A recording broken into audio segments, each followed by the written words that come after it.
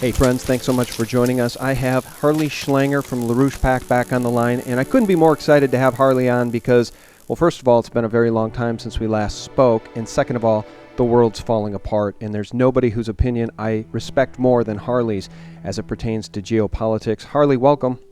Good to be with you, Sean. Well, it's very good to be with you, sir. Thanks for joining us, and I want to start with a question. I was thinking about this last night. So, if I may, I've sort of prepared this. I've written it down because there's kind of a lot here, and I need your advice and your opinion on something. Are you ready? Go ahead. All right. So, Syria, Russia, John Kerry insanity. But first, I want to talk about the Trump factor, right? I've been listening to what the man has been saying, and I know the easy views in this YouTube truth community come from bashing him and saying the whole system is rigged, and Trump is a big puppet playing his role just like Hillary. I mean, just look at the Illuminati playing cards, or the Simpsons spot-on predictive programming, or Trump's recent praise of Benjamin Netanyahu, a man I personally despise. So Harley, is my hope that Trump will be a man of the people of this nation, misguided and naive? Or am I properly applying my critical thinking based on the things he said and arriving at a viable conclusion that Donald Trump may represent our last best chance to take this nation back? Your thoughts on Trump? We have to start with the opponent, Hillary. And if you look at the direction that Obama is taking now, it's preparing the way for Hillary to move directly to World War III. So you have to start by recognizing that to the extent that Trump has put brakes against some of the Obama policies, that does represent something that's positive. If Hillary were to be elected, I have little doubt that she will take the advice that is being presented now to Obama to either go for a no-fly zone over Syria, which means we might be shooting down Russian jets, or to bomb the Syrian Air Force, which is another one of the proposals coming from some of the idiots around Obama, to give man pads to the so-called rebels who are really al-Qaeda terrorists. Those options mean war with Russia. And Hillary is pushing that policy. Now, Trump has said we should be talking with Putin. Right. Trump has said we should be working with Putin to attack the terrorists. So as far as he goes on that, I think Trump does represent an alternative. The problem is that he won't stick to the talking points. You know, I'm in touch with people in his campaign, and they express frustration. They want him to stick to those things instead of getting suckered into debates about 20 years ago Miss Universe or things of that sort. So what we're seeing is a very elaborate operation to try to disrupt any kind of coherence in the Trump campaign. My personal view, Sean, is therefore, rather than supporting a candidate, I'm going to continue the policy that LaRouche has had in recent years, which is to support policy options and to build support for those options outside of the campaigns, to put pressure on the campaigns so that we get solutions, whoever gets elected. Even if Hillary gets elected, we outflank her. And so since we last talked, there's been a huge development, which was the release of the 28 pages and then the JASTA bill. The fact that Congress, for the first time in nearly 8 years, had the guts to reject an Obama veto. Now, this is not just about 9/11 and suing the Saudis. It's about the American people telling Congress they're tired of the United States carrying out a policy that benefits terrorists and the global bankers. So I think if you look at it from that standpoint, my view is we have to shape the environment for whoever comes in office. But I really do hope that it's not going to be Hillary Clinton. Yeah, okay. Well, we'll circle back to Trump here in a second. Let's stay on the 28 pages for 1 second. I just want to give you my opinion on that. I think it's very important as well. However, I think it's a limited hangout. Everybody knows it's a limited hangout who listens to this program. The Israeli Mossad involvement and the deep state of this nation were also involved in what happened on 9/11. And one wonders, when Congress is so bought and paid for, essentially by Israel, why Congress was so eager to hang 9/11 solely on Saudi Arabia's shoulders, Harley. There's so much more to the story. So I'm not quite as surprised. I don't know that it's as big a message from the American people as kind of how you've just described it. I don't trust Congress. So I really wonder what's going on here, because, of course, Israel was not named in those 28 pages. Well, you can't trust the Congress. And the point is that Congress was driven to do something against their inclination. And I'll tell you that the heroes of this were the family members of 9/11 victims who stuck with the fight. But they're not satisfied with just being able to sue the Saudis. They want to get at who's behind it. Oh. They know that Obama and Bush both covered up for what happened on 9/11, that there's been a committed cover-up of the CIA role, the Mossad role, the Saudi role. And yeah, the Saudis represent one thread. But the thing that you have to look at is why for so long did the Bush-Cheney administration and then Obama try to keep the Saudis out of this. Now, let me give you my reasoning why I think we have a potential turning point here. And it's not related so much to the United States as it is to the people of England. You had the Brexit. And following the Brexit, the House of Commons put out a report on Libya in which they condemned in very strong terms former Prime Minister Cameron and Barack Obama for lying to carry out the disgrace called the regime change in Libya. And Cameron was forced to resign his seat from the House of Commons before he was impeached. Now, that's what I am looking at, the possibility that a population can get so angry and so tired of being lied to that they push the agenda on, who expected the House of Commons to do that? Remember, it took almost 12 years for the Chilcot report to come out blaming Blair and Bush for the Iraq War. Now, within a very brief period of time, you have the evidence being presented in the British Parliament of the lies told by Obama and Cameron and Hollande of France to conduct the regime change in Libya. So my point here, Sean, is not that the Congress was heroic. The Congress is a bunch of traitors and cowards. But they were shamed in a certain sense into this by being forced to acknowledge that either they're going to stand with the victims of 9/11 or with the perpetrators. Now, the fact that the whole story is not out is not a problem. The cover-up is now being ripped apart. And that's what's important, because as you know, and your listeners know, the same people conducting and supporting terrorism are the ones supporting these insane free trade agreements, the looting of countries by the bankers, the Wells Fargo types and things of that sort. They're all one gang of crooks. And by starting to unravel the cover-up, you create a situation where there's a possibility that we could go all the way to the truth. Yeah, all right. And I think that's what's important. Yeah, 100% agree. And the people that are the enemies of humanity are the people who support Hillary Clinton. I've said it, and I've said it, I'll keep saying it, I'll scream it from the rooftops. Lady Rothschild held several $100,000 per head fundraisers for Hillary Clinton. The Rothschilds are the puppet masters to the Clintons, and as far as I'm concerned, the Bushes. And the Bushes created the Clintons, and it's George H.W. Bush, Bush Sr., former head of the CIA, who recently said he will vote for Hillary.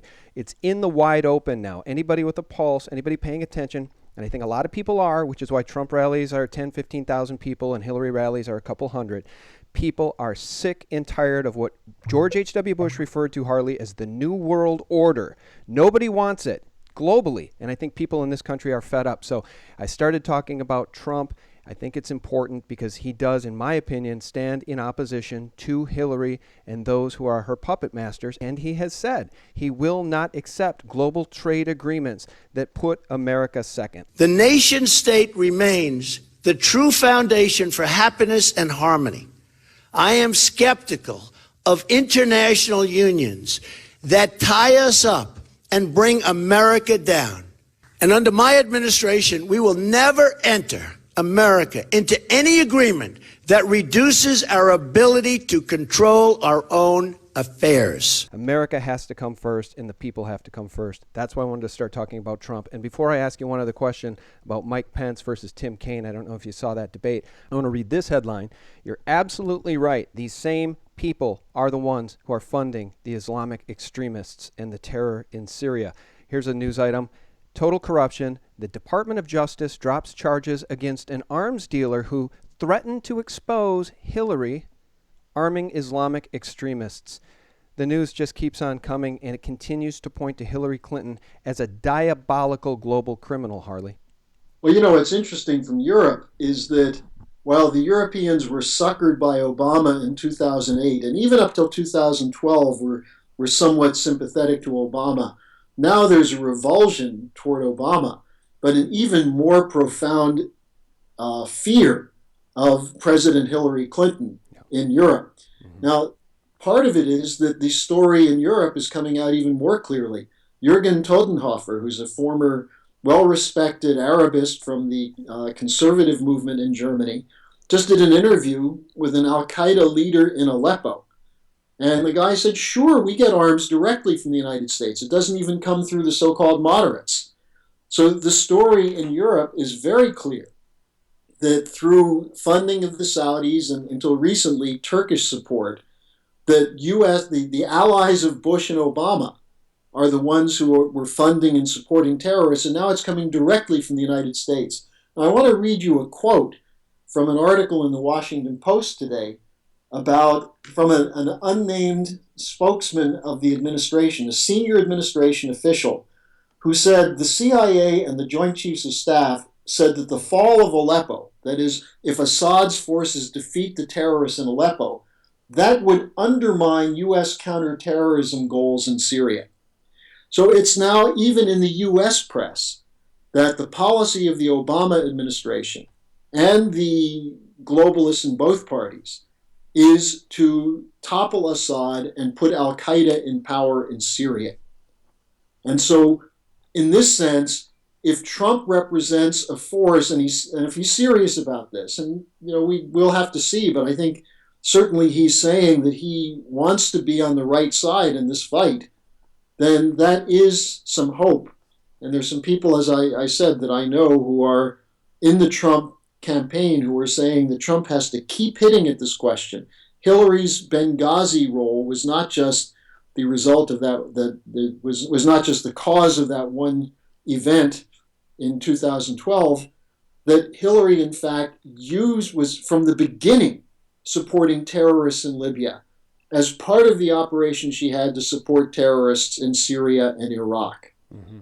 So that's what's at stake here. You can't put someone who is that evil in the White House. And we did it with Bush and we did it with Obama. Will the American people learn? That's the real issue. Well, the American people, I think, have learned, and the fear is, of course, that somehow the powers that be will steal this election. I'm not sure how they could possibly get away with it, though, because Hillary Clinton literally has no support. It's actually been stunning, Harley. Again, these rallies she holds, and of course, they're, one every 2-3 weeks because she's ill and she vanishes between debates. Nobody shows up. I mean, she can't even get Democrats to show up in major cities at her rallies. So I think she's toast, and that's the good news because, again, I started talking about Trump because, and you hit the nail on the head, he wants to have a dialogue with Putin. Hillary Clinton will do more of what's going on right now. John Kerry ending diplomatic ties and discussions with Russia over Syria. John Kerry threatening to shoot down Russian airplanes. I mean, the current cabal in Washington is taking us to the brink of World War III. Meanwhile, Putin and Russia are preparing 40 million of their citizens to hide in bunkers should a nuclear exchange take place. And what I've been trying to remind Americans, Harley, is that this government has no such plans for you and your family. If there's a nuclear exchange because the madmen and women in Washington take us into World War III with Putin, there is no contingency plan for you and your family when the nukes start to fall. So I think that Trump willing to have a discourse with Putin stands in stark contrast to these madmen and women that want to bring us into World War III, and it reminds me of Khrushchev and Kennedy. Kennedy picking up the phone and having a dialogue with Khrushchev, pulling us back from the brink of World War III over the Cuban Missile Crisis,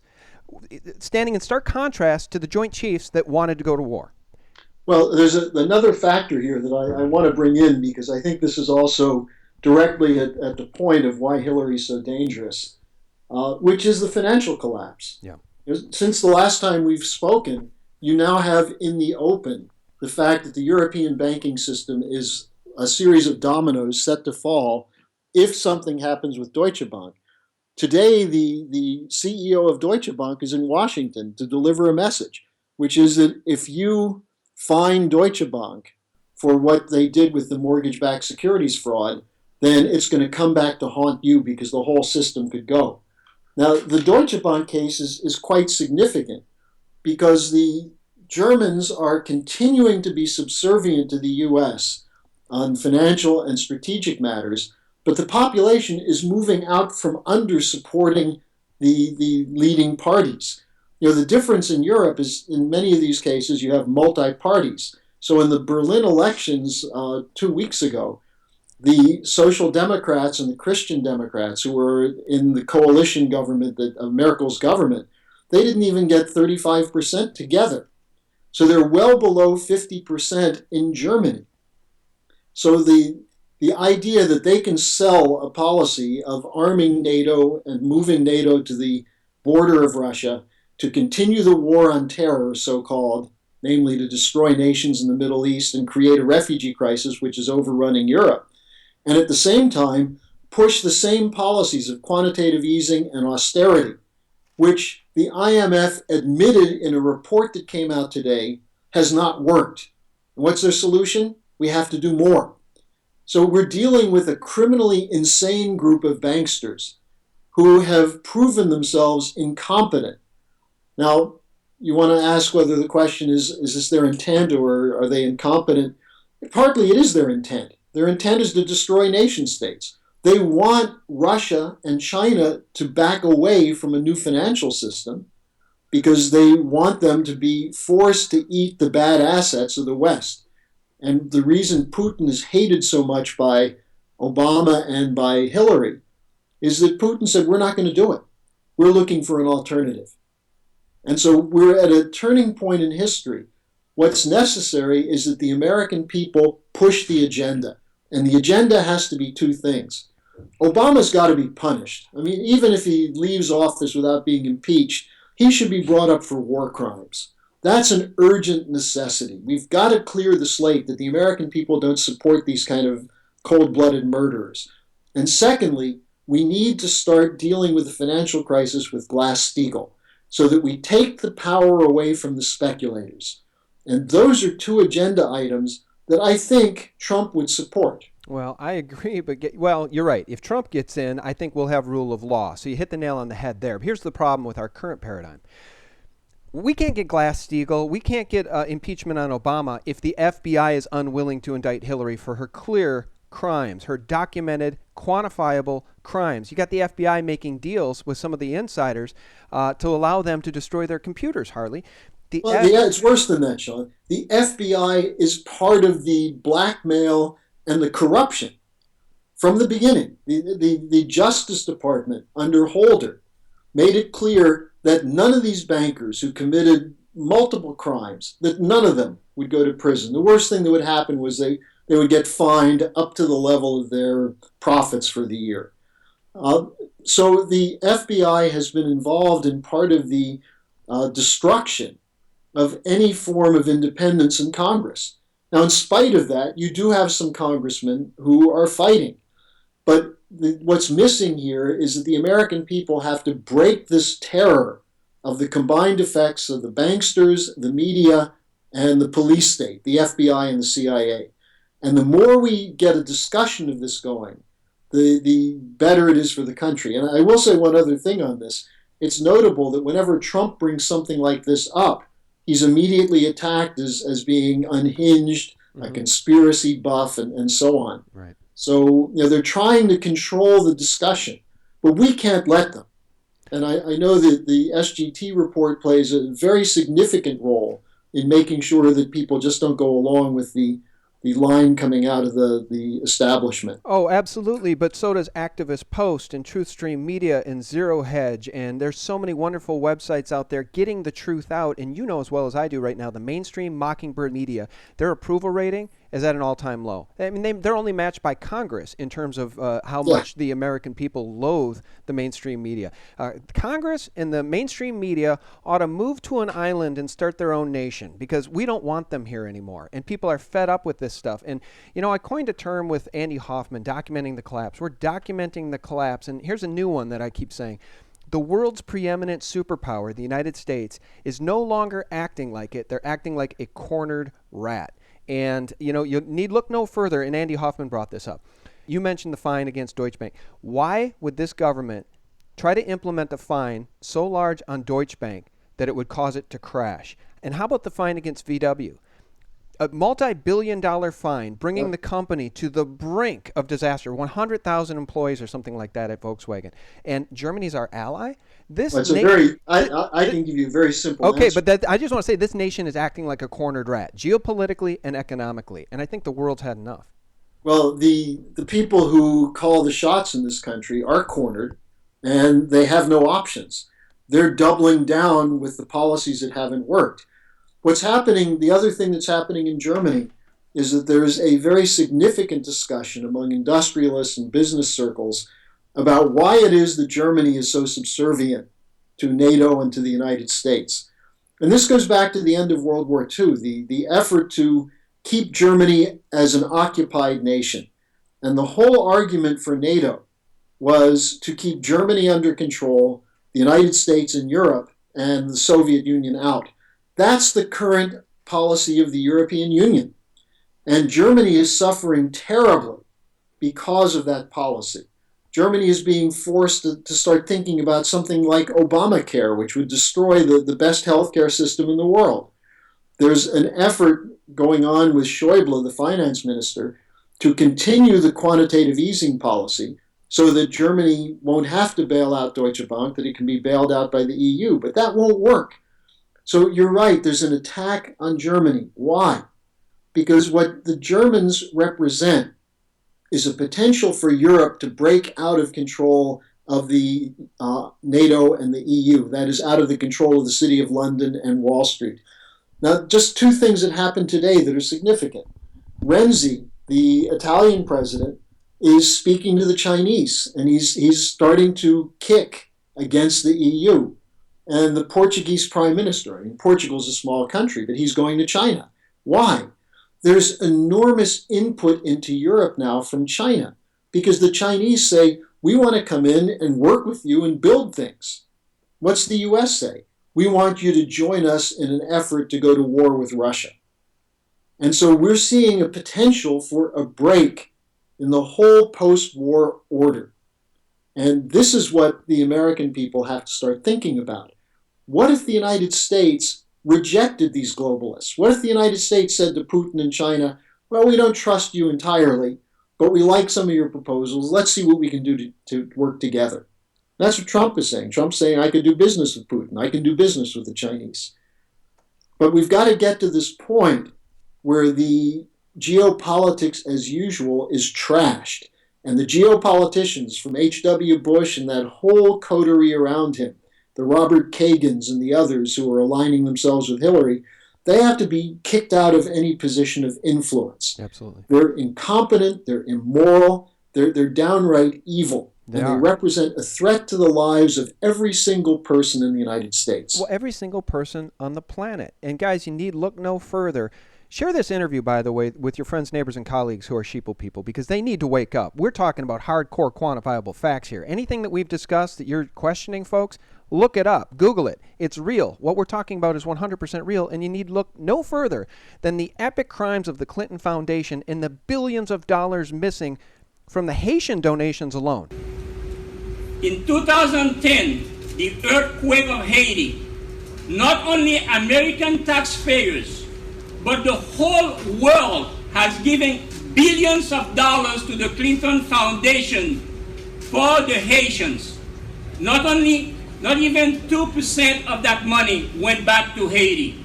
So, Mr. Trump, we are asking you, begging you, the Haitian community will side with you if one day you ask Hillary Clinton publicly to disclose the audit of all the money they have stolen from Haiti in 2010 after the earthquake.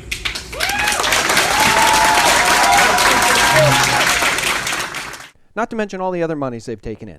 Billions of dollars of hardcore crimes covered up, not only by the Clintons and the Clinton Foundation, and not only by their allies, but by the mainstream mockingbird media who refuse to disclose the fact that the Clinton Foundation has literally stolen billions of dollars, less than 6% of all donations actually going back out to the people to whom they were meant. It's absolutely disgusting, Harley, and these people need to be in prison. This paradigm needs to end, and the only way it ends is if Hillary Clinton doesn't get in the White House. I don't know that Trump can save us. That's why I wanted to start there. I don't know what's in the man's heart. I can only hear the words he says, and the words he says stand in stark contrast to the words she says. Now, the other thing that people have to keep in mind is that the United States has lost its influence worldwide. We were losing it under Bush. We've completely lost it under Obama. The Chinese didn't even send a stairway for Obama to get out of his plane when he went to the G20 summit. That's right. A complete debacle and an embarrassment let me just on the tell you world something stage. about what happened there. That's incredible. Well, Putin met with virtually every single leader.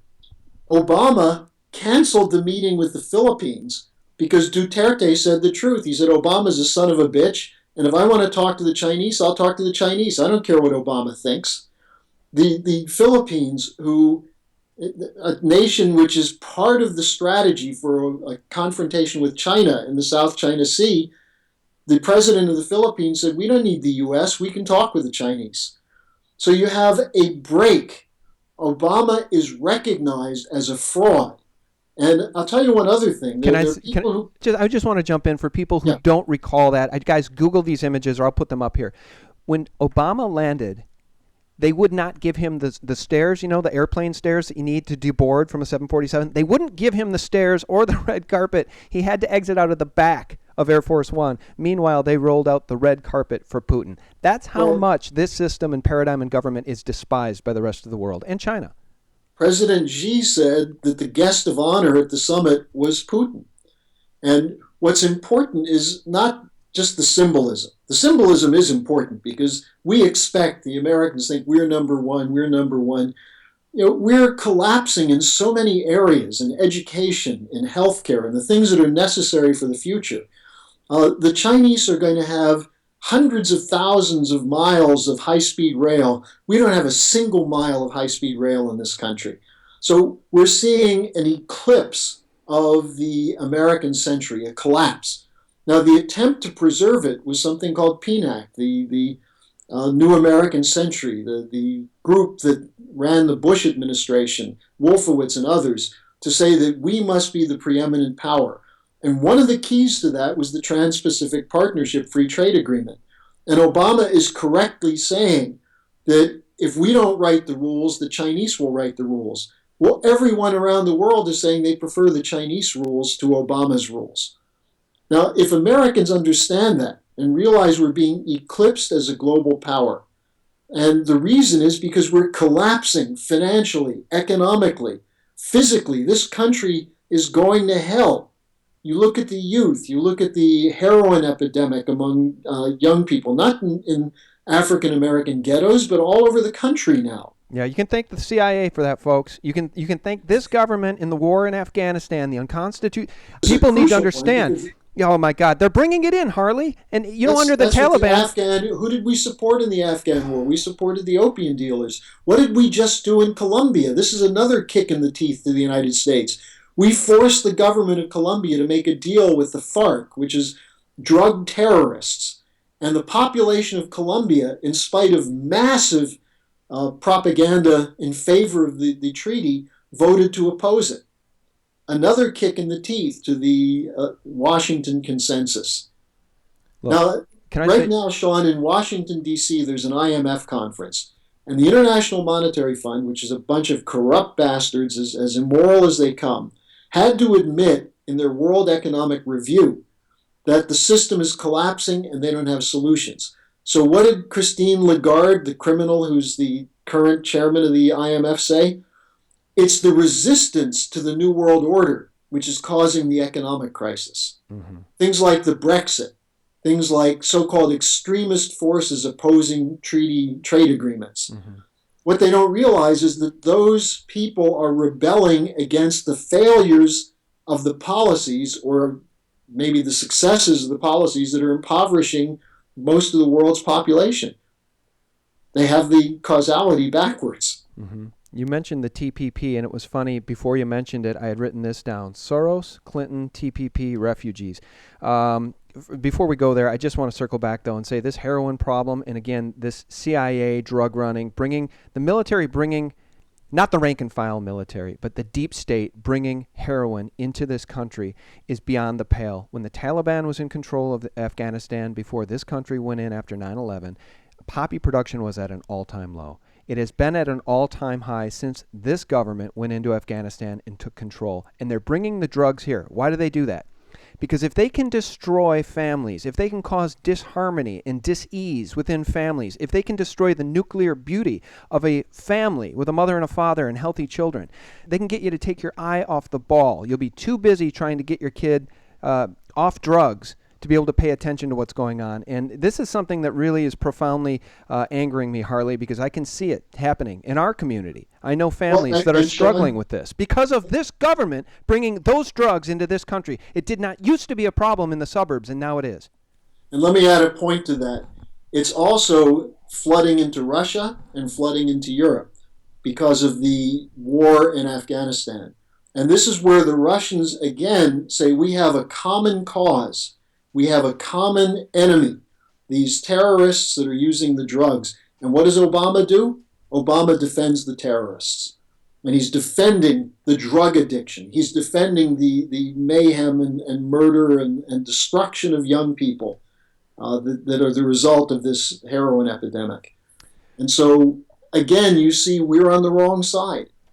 Well, look, we started the conversation with Trump, and the reason I wanted to do that is I want people to understand. I'm taking all sorts of hits in the comments about how stupid I am and naive I am because Trump's just like Hillary, he's a puppet. I'm listening to what he's saying, Harley, and he stands in stark contrast to that witch. She is a hardcore criminal, and if Trump means more rule of law in this country, great. If that means Trump gets in and we have a Department of Justice and an FBI that he cleans house with the DOJ and the FBI, and suddenly those agencies do their jobs and put people who are corrupt in jail for their crimes, people like Hillary Clinton, fantastic. That's the best we could hope for, because at this point, guys, this nation is falling apart economically and geopolitically, as Harley has outlined for us. And Harley, before I let you go, I have to ask you about the refugee crisis. Again, I wrote down Soros, Clinton, TPP, refugees. Soros and Clinton and the Rothschilds, there's a tie there. It's a globalist New World Order tie. And what we see going on with this refugee crisis, this engineered Hegelian dialectic refugee crisis in Europe, is absolutely profoundly disturbing. Look at the streets of Paris. Have you seen this? All the refugees lining the streets of Paris? Where does this end? And I'm surprised that the people of Germany haven't hung Merkel for her role in this yet. Your thoughts on the refugee crisis? That may be coming, but I'll tell you the thing that's going on in Germany that's most interesting is that there's a genuine sentiment that's developing against NATO and against Obama by identifying that the cause of this refugee crisis is the effect of the wars that we've conducted in the Middle East, supposedly to stop terrorism. We've spread terrorism. And you had these events a couple months ago in Bavaria. You may remember there were 2 or 3 terrorist events. And the German police investigating them found cell phone calls into Saudi Arabia. And so in Germany, you had a really extensive discussion about what the 28 pages means.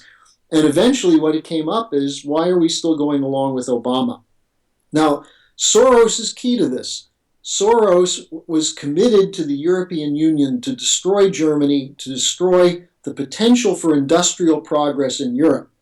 Soros is one of the key operatives going back to the 1960s and 70s of the City of London, the Rothschild-centered operations against the dollar back then and against the nations of Europe in the 70s and 80s.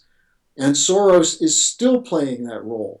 He's targeting the Chinese. Soros is supporting the Uyghur separatists in China, who are the Muslims in China who are aligning themselves with ISIS and Al Qaeda. So Soros is another person who should be brought into the dock at Nuremberg and put on trial for crimes against humanity. There's a long list of people who should be there.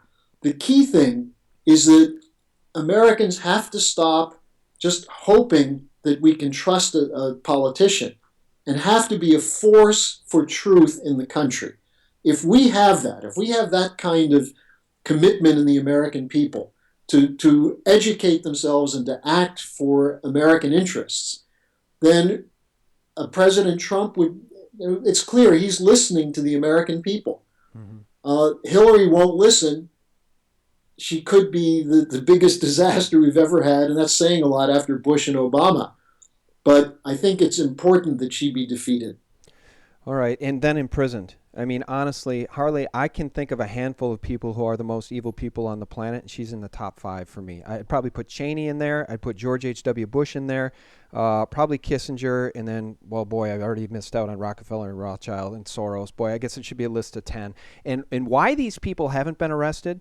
You know, we see all these shows with these secret teams and these, and it's always about getting the terrorists. The real terrorists are the people we just mentioned. And I would love to see a secret team of, I don't care, SEAL team, special ops, military team. Arrest these people. And if it's not our own special ops teams, then it should be Russian special ops teams. Soros should be arrested. You start there. He doesn't live in this country. I'm sure he's gettable. Why don't they arrest him, Harley? Well, because these guys are too big to jail. But that's going to change. Look, Tony Blair and Kissinger are afraid to go into a lot of countries in Europe right now. That's Tony right. Blair, if he went to Italy, would be arrested and put up for war crimes. Yep. So, why are they allowed to walk around the United States? Because we've dropped the ball. We've lost a sense of what it means to be Americans. But that's why, Sean, just to come back finally to this JASTA vote, regardless of the naysayers about it, what it showed once again is that Americans can put pressure on the Congress to act. We saw that happen with the initial rejection of the bailout in 2008. We saw it with the rejection of the bombing of Syria that Obama wanted to do on the so-called chemical weapons issue. When the American people mobilize, they can force the Congress to act.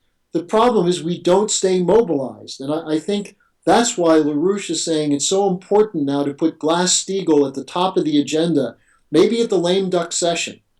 And maybe if Trump wins, he'll push it. So this is something that we've got to fight for, because the Glass-Steagall will take away much of the power that these globalists operate with at present. Yeah. Okay. Well, last question for you here. And actually, my last question was going to be on the Deutsche Bank collapse. But I just wanted to ask you, did you happen to see the vice presidential debate, Pence-Kaine? Mike Pence came across as measured, intelligent, and presidential. And Tim Kaine came across as a clown, frankly, somebody who is nervous, ill-prepared, and certainly not presidential. What do you know about Mike Pence? This guy came out of nowhere, and I think he looks a hell of a lot more presidential than Hillary Clinton. I'll tell you what I think happened to Tim Kaine. I think someone gave him some Dexedrine or some uppers, because he looked like he was going to jump out of his skin in the first part of the debate. Yeah. I think the important thing is that we're looking at a broken political system, and someone who can sound measured comes across as an adult. You see Hillary with her coughing fits and her same old routines. She hasn't changed what she said since 2008 in terms of what she says. I think Kaine is ill-prepared for the job. I think he has personally, I think he has a slightly different perspective, and he's not so happy with the position he's in. But clearly he looked like a hopped up idiot last night. Well, there's some Secret Service folks that used to be involved with the Clintons. One in particular whose name escapes me at the moment, but he's come out and described what deplorable people they are, and she in particular. And it made me think about the current Secret Service detail. Can you imagine being a patriot who truly loves his country and ends up being qualified enough, sharp enough, and is able to get into the Secret Service, and you're on the Trump detail? Now contrast that with the poor guys that are in the Clinton detail, when she's so clearly deplorable and criminal. If you really care about this country, Which Secret Service detail would you rather be on? I just thought of that the other day, and I think that the guys trying to protect Trump, if they're not corrupt, and as long as Trump makes it through this process, probably really enjoy their detail. Versus the poor guys that are, they're indentured servants to be on that Clinton detail, because who would want anything to do with her or be around her? But the other thing with Trump is he has his own security people, because I don't think he fully trusts the Secret Service. No, he's a smart cookie. He's sharp. And guys, again, I don't know what lies in his heart. I can't explain the Illuminati playing cards that evidently kind of show a guy that looks like him, running for president, or the Simpsons predictive programming. I can't explain any of that. But I think the argument that he's just a puppet like Hillary, it's just far too elaborate. We'll see how this plays out, Harley, but I'm really glad you're willing to have the discussion with me. And I really do appreciate your time and your action that you're willing to take. And guys, earlier in the interview, I mentioned some great alternative media sites that I really admire and respect. Others that I failed to mention include Global Research, Corbett Report, of course, James Corbett, moving mountains to get the truth out, InfoWars, We Are Change. We've got my friend Dave Kranzler, SRS Rocco, David Stockman, Mike Maloney. There's so many truth tellers moving heaven and earth to expose this criminal cabal, this deep state that has taken root and taken control of our government. And at this point, I think they're in the death throes. I pray to God I'm right. Sean, don't forget LaRouche Pack in that. Oh, of course. And LaRouche Pack. Well, that goes without saying, Harley. You're on the program, so that was inferred. All right, Harley. Well, God bless you. I really appreciate your time. And do shout out the website so people know where to find you and the LaRouche information. Yeah, go to LaRouchePack.com, and much of what we've been talking about is detailed with the kind of background information that people need. Yep, absolutely, absolutely. Harley, I feel like I could talk to you another half hour. We didn't even get into the Deutsche Bank collapse very far. I really feel like that does spell potential global economic doom. I'm not sure how they're going to be able to keep it stitched together. Should we hit on that? What about Wells Fargo? Look what, Wells Fargo is supposed to be the clean bank in the country. Yes, Wells Fargo and their crimes, creating fake accounts. And well, where do we end? I mean, when you start to talk about these things, there's just no end to it. I think that's the hardest part as it pertains to what we do, Harley, on a daily basis, is trying to keep your eye on everything. Because I call Sean, let me just put it in a nutshell. It's the quickening, I refer to it. The quickening. Everything's happening faster and faster. It's hard to keep track. It is. But the thing you have to look at is that from 1999, even going back to the 1980s, there was an effort to legalize criminal activity in banking and finance. And it's gotten to the point where the crimes are too big to cover up anymore, and the leverage and the volume of debt is too large to cover, and it is going to crash. When it crashes, no one knows. But it's a system that's rotten and overripe for crashing. All right, we'll leave it right there. Guys, thank you so much for tuning in. Thank you for liking this information if you did. Thank you for sharing it with those you care about if you found this information compelling. And thank you for subscribing to my YouTube channel if you haven't already. Our guest has been Harley Schlanger, a longtime friend of SGTReport.com, and you can find him over at LaRouchePack.com. Harley, thanks so much. Okay, Sean. Talk to you again. Talk to you again. Guys, have a wonderful rest of your week. God bless. Batten down the hatches. We're all in this mess together. Bye-bye.